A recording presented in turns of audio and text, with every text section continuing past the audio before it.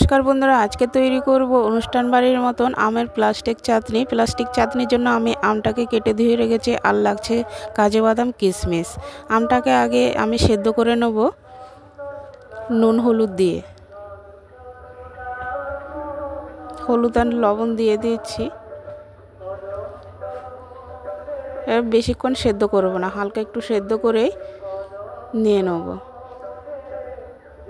কারণ যদি বেশিক্ষণ সেদ্ধ করি জেলি জেলি ভাবটা চলে আসবে আমটা নরম হয়ে গেলে। তার কারণে এটা বেশিক্ষণ সেদ্ধ করব না। হয়ে গেছে, নিয়ে নিলাম।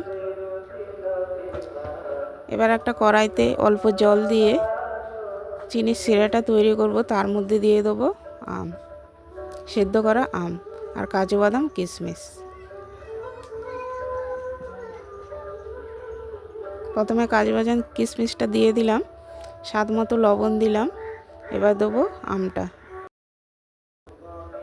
ভালো করে একটু নাড়াচাড়া করেই ওপর থেকে দিয়ে দেবো ভাজা মশলা।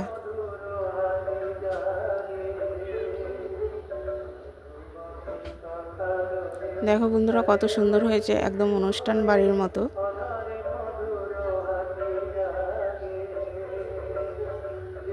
এখানে আর কোনো হলুদ লঙ্কা কিছুই ব্যবহার করিনি, শুধু আমি ভাজা মশলাটা ব্যবহার করলাম আর চিনি।